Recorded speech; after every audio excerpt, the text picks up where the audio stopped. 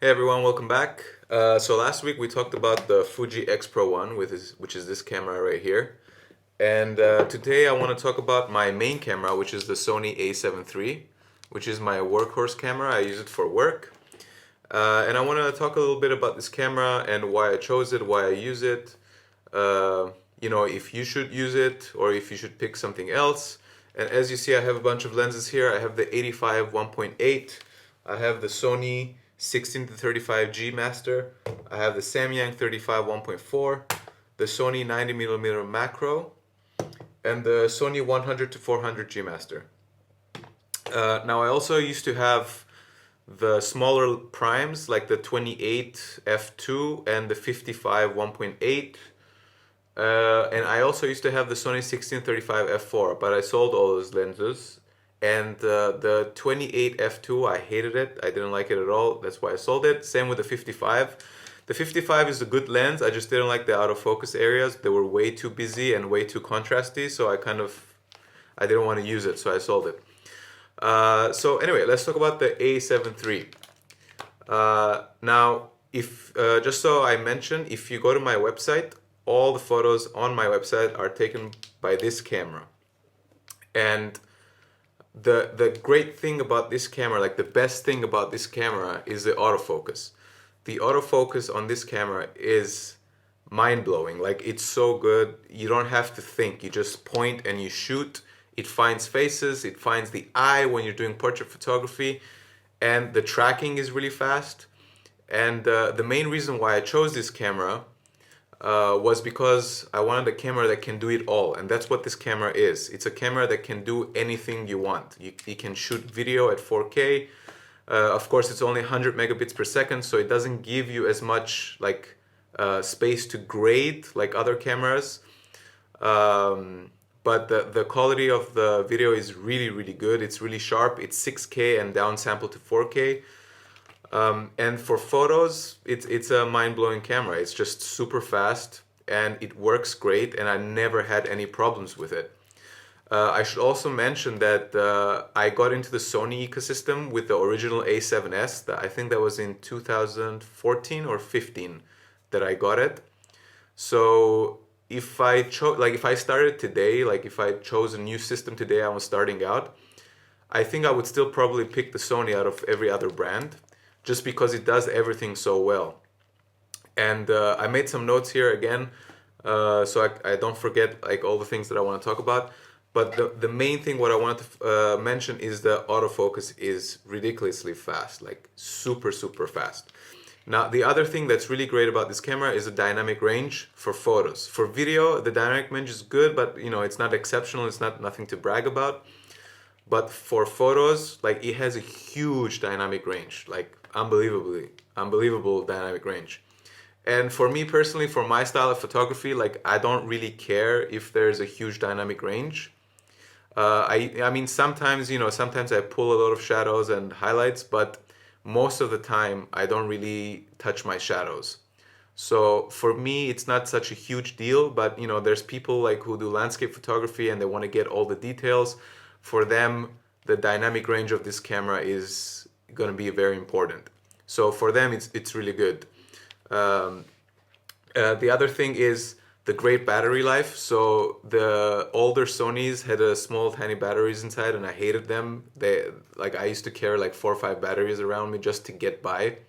And with this camera, like with one battery I can get all day and maybe even the next day. Like it's crazy. I have 2 batteries and yeah, it's just really good. I shoot events, and when I shoot events, usually they're like 4 or 5 hour events, and I would be shooting about 2,000 photos or 2,500 photos, and my battery is still 50% after the 4 or 5 hours, which is crazy. It's really good.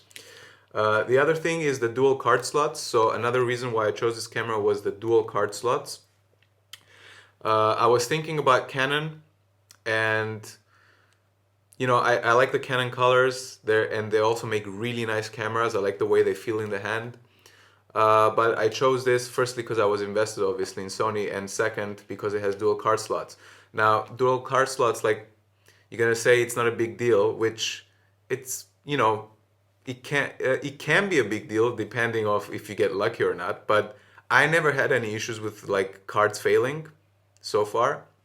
But you know, it's if you're a professional, it's better to be safe than sorry. It's better like to have a backup just in case something could happen.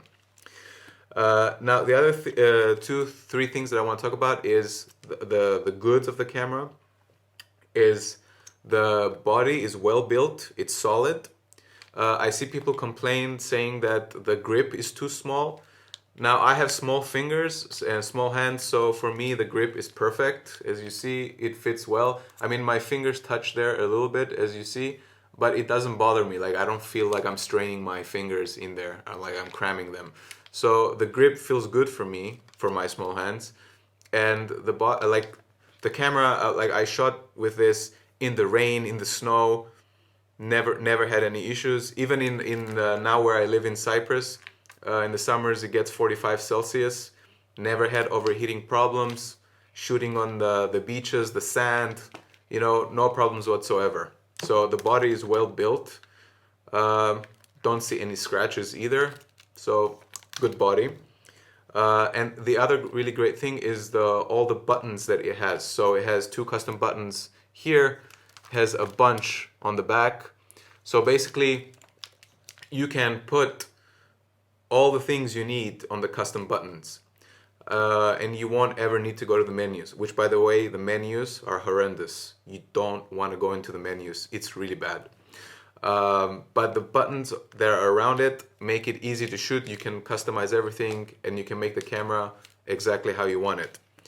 And the other great thing about this system overall, not just the camera, is the lenses. Because in 2014-15, when I bought the A7S, there weren't a lot of lenses. So it was very difficult because the good lenses were very expensive, and then the cheaper lenses, like they had only a few which were really bad and not that good, and there wasn't a lot of options. But now in 2020, there's so many lenses, like there's anything you want.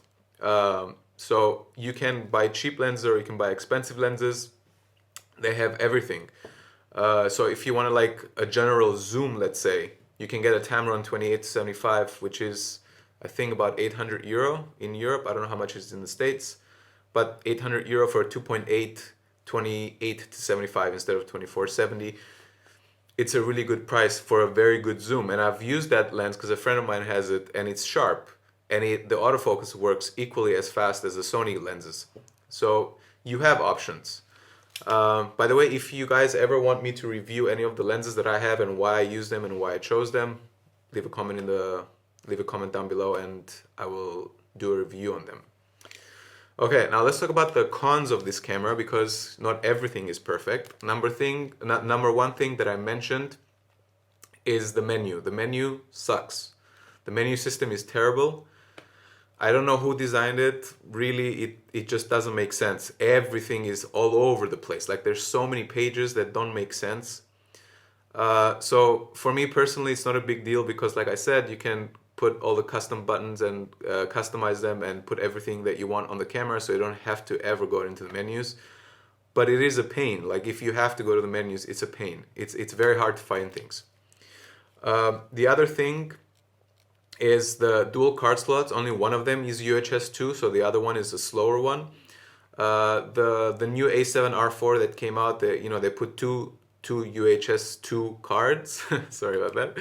And I think the new A7 IV, which will come out, will also have the same, like two UHS 2 cards. The 4K video is only at 100 megabits per second.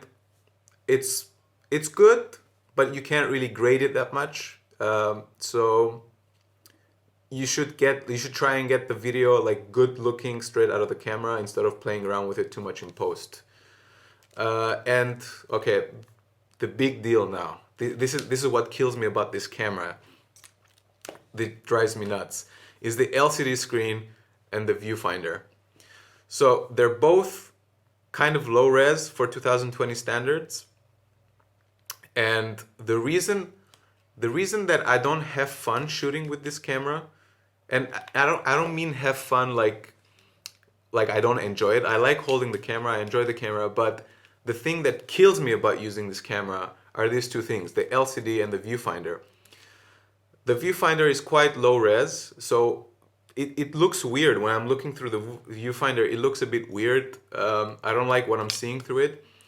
And what drives me even more nuts is the LCD screen is not color accurate. Like, I've noticed this so many times when I'm looking at photos in here or when I'm taking the photos, the colors look off. And then I put them on the computer and the colors are completely different than what they're in here. And that just makes the shooting experience really bad for me. So that's one thing that I hate about this camera is the LCD and the viewfinder.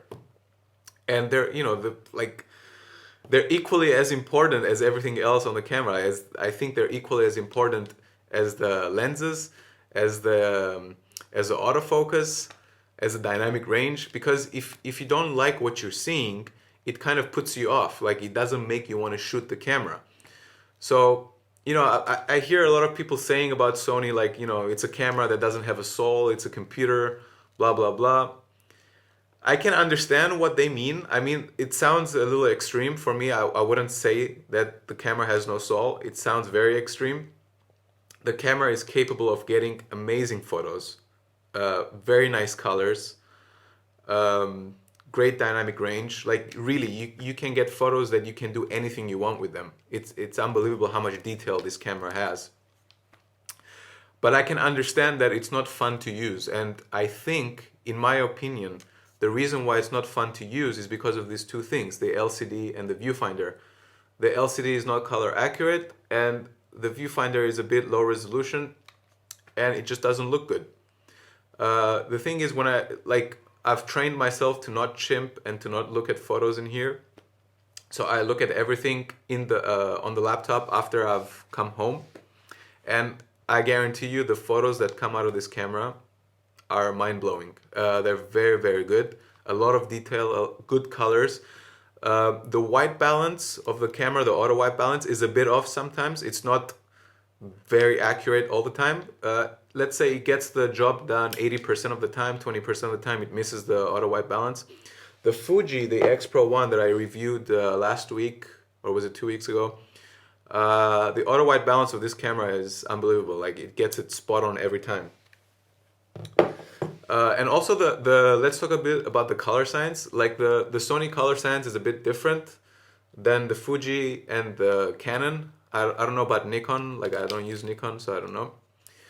But let's say the Canon has a bit of a more pleasing colors, especially for skin tones. And I've used my friend's Canons and I've noticed that. But if you know how to color grade, if you know how to edit, you can get the files from here looking exactly like the Canon. So if you're good on the computer, if you're good in Lightroom, I don't think you're ever gonna see a difference. You're gonna see a difference, you know, when you take the photo, the raw photo, and it's not color corrected, you will see a bit of a difference. But once you color correct it, you can get them so close that they look the same. Now, I also seen the Canon EOS R and the lenses they're coming out with, and the EOS R lenses look really good, like really, really good. I'm excited about those lenses. Hopefully I'll try them sometime. But for now, like I said, the reason that I use the Sony is because it can do everything that I need, and it does good video too. And I shoot a lot of all of the YouTube videos for my fiance, who has a YouTube channel for food. She's a chef. And I'll leave a link down below if you want to check her out. So all the videos there I've shot with this.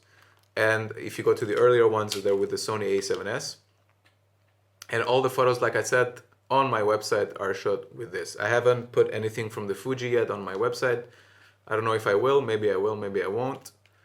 But yeah, those are my thoughts. So for 2020, like, if you're gonna buy this camera right now, I think you should wait because the A7 IV is coming out. So you should wait to see like if they have any big improvements, and if they don't, you know, the price of this is gonna go down, so you can get this. But to be honest, guys, like, whatever camera you buy these days, they're all great. You know, it depends on what you need. So for me, my needs were autofocus, like super fast autofocus, dual card slots, great lenses. Those are my three things that I needed. And hopefully on the A7 IV, Sony, please improve the LCD and the EVF. Please, just do it. Yeah, those are my thoughts. Thanks for watching, and have a great day. And if you have any comments, leave them down below. If you want to subscribe, subscribe. Cheers. Bye.